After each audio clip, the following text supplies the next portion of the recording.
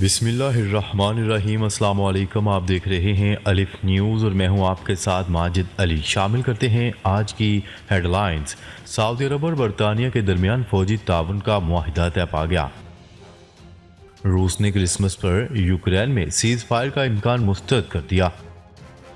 مظاہرین کے خلاف کریک ڈاؤن، ایران کو اقوام متحدہ کے کمیشن برائے خواتین سے نکال دیا گیا۔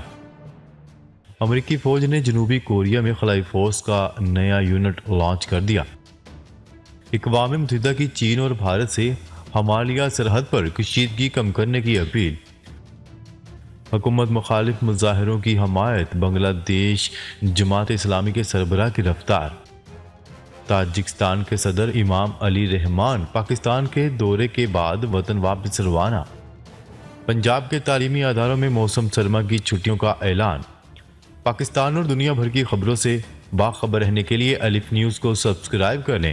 ہیڈ لائنز آپ نے جانی، اب بڑھتے ہیں خبروں کی تفصیلات کی طرف۔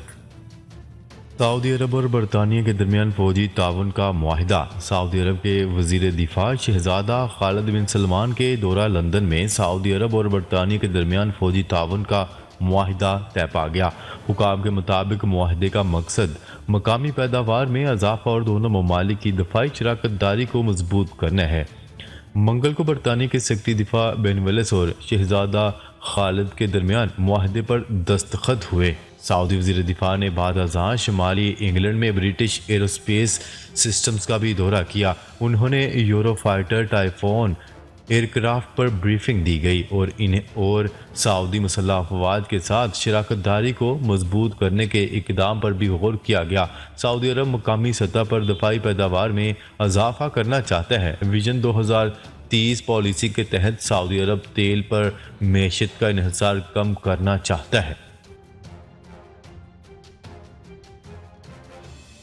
خبر کے اگلے حصے میں بات کرتے ہیں۔ روس نے کرسمس پر یوکرین میں سیز فائر کا امکان مسترد کر دیا۔ غیر ملکی خبرساں ادارے کی رپورٹ کے مطابق کریملن کا کہنا ہے کہ سیز فائر کی پیشکش موصول نہیں ہوئی، یہ موضوع ایجنڈے میں شامل نہیں۔ دوسری جانب ایک بیان میں یوکرینی صدر زلنسکی نے کہا ہے کہ فرنٹ لائن پر کشیدگی برقرار ہے، روس بھاری توپ خانے کا استعمال کر رہا ہے۔ واضح ہے کہ یوکرینی صدر نے گزشتہ ہفتے امن کے قیام کے لیے 3 نکاتی تجویز پیش کی تھی۔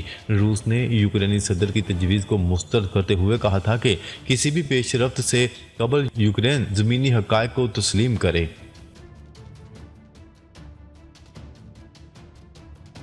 خبر کے اگلے حصے میں بات کرتے ہیں۔ ایران میں زیر حراست لڑکی مہسا امینی کی موت کے خلاف مظاہرہ کرنے والے افراد کے خلاف کریک ڈاؤن پر ایران کو اقوام متحدہ کے کمیشن برائے خواتین سے نکال دیا گیا۔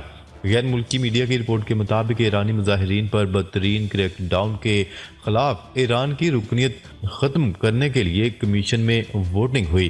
ووٹنگ میں 29 ممالک نے ایران کی رکنیت ختم کرنے کے حق میں ووٹ دیا اور 8 ممالک نے مخالفت میں ووٹ دیا، جبکہ 16 ممبران نے غیر جانبدار رہنے کا فیصلہ کیا۔ اکثریتی ووٹ آنے پر ایران کی کمیشن میں 4 سالہ رکنیت فوری طور پر ختم کر دی گئی۔ واضح ہے کہ ایران میں حجاب کے معاملے پر زیر حراست لڑکی مہسا امینی کی موت کے خلاف ستمبر سے مظاہرے جاری ہیں۔ مظاہروں کے آغاز کے بعد اب تک کم از کم 14,000 کو گرفتار کیا جا چکا ہے، جبکہ 63 بچوں سمیت کم از کم 458 افراد ہلاک ہو چکے ہیں۔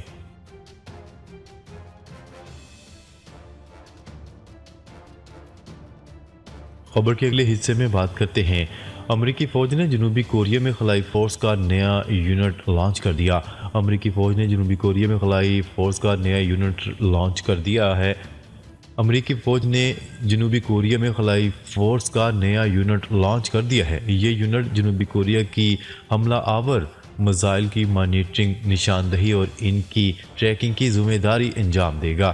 جنوبی کوریا میں واقع اوسان ایئر بیس پر یونٹ کی تشکیل کی باقاعدہ تقریب میں کوریا میں موجود امریکی فورسز کے کمانڈر جنرل پال الکمارا موجود تھے۔ امریکی خلائی یونٹ کی کمان لیفٹیننٹ کرنل جوشوا میک کریں گے۔ یونٹ ایسے وقت میں تشکیل دیا جا رہا ہے جب سیول اور واشنگٹن شمالی کوریا سے خطرات کا مقابلہ کرنے کے لیے سیکیورٹی تعاون بڑھا رہے ہیں۔ یاد رہے کہ شمالی کوریا نے رواں برس امریکہ تک ہدف کو نشانہ بنانے والے بین البراعظمی بیلسٹک میزائل کا تجربہ کیا تھا، جنوبی کوریا کی فضائیہ نے بھی رواں مہینے اپنا خلائی یونٹ تشکیل دیا ہے تاکہ امریکی خلائی فورس کے ساتھ مل کر آپریشنل استعداد میں اضافہ کیا جا سکے۔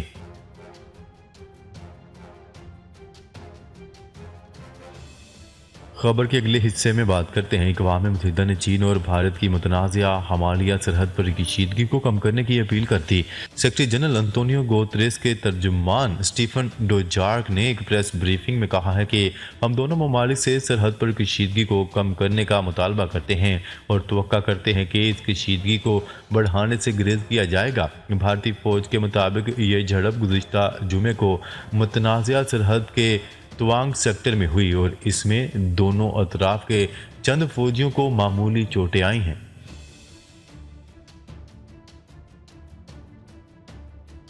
خبر کے اگلے حصے میں بات کرتے ہیں۔ حکومت مخالف مظاہروں کی حمایت بنگلہ دیش جماعت اسلامی کے سربراہ گرفتار۔ بنگلہ دیش میں پولیس نے ملک کی سب سے بڑی اسلامی جماعت اسلامی کے سربراہ کو گرفتار کر لیا۔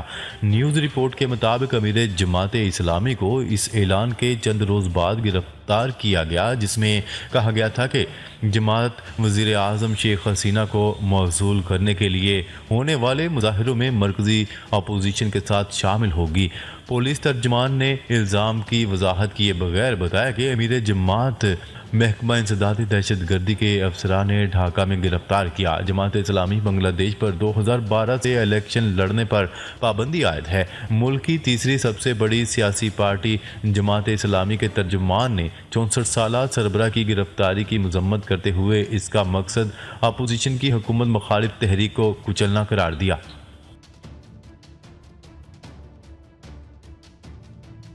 خبر کے اگلے حصے میں بات کرتے ہیں۔ تاجک صدر امام علی رحمان پاکستان کے دورے کے بعد وطن واپس روانہ۔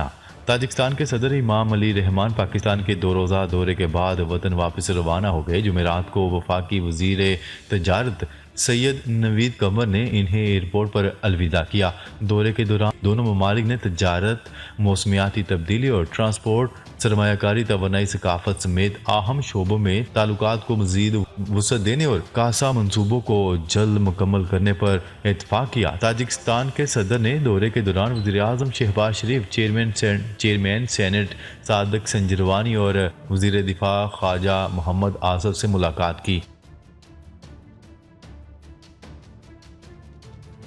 خبر کے اگلے اور آخری حصے میں بات کرتے ہیں۔ پنجاب بھر کے تعلیمی اداروں میں موسم سرما کی چھٹیوں کا اعلان کر دیا گیا۔ وزارت تعلیم کے جاری کردہ نوٹیفکیشن کے مطابق پنجاب بھر میں موسم سرما کی چھٹیاں 24 سے 31 دسمبر تک ہوں گی۔ چھٹیوں کا اطلاق تمام سرکاری اور غیر سرکاری اسکولوں پر ہوگا۔ اس سے پہلے اسلام آباد کے تعلیمی اداروں میں موسم سرما کی تعطیلات کا نوٹیفکیشن جاری کر دیا گیا۔ فیڈرل ڈائریکٹوریٹ آف ایجوکیشن کے اعلامیے کے مطابق ماڈل کالجز اور اسکولوں میں موسم سرما کی چھٹیاں 26 سے 31 دسمبر تک ہوں گی۔ نوٹیفکیشن کے مطابق 26 سے 31 دسمبر کے دوران ٹیچنگ اور نان ٹیچنگ اسٹاف کو اسٹیشن چھوڑنے کی اجازت نہیں ہوگی۔ حکام کے مطابق اسلام آباد کے بلدیاتی انتخابات کے پیش نظر ٹیچنگ و نان ٹیچنگ عملہ اسکولوں میں موجود رہے گا۔ ناظرین، اب تک کے لیے اتنا ہی۔ مزید خبریں لے کر بہت جلد آپ کی خدمت میں حاضر ہوں گے۔ تب تک کے لیے اپنا خیال رکھیے گا۔ اللہ نگہبان۔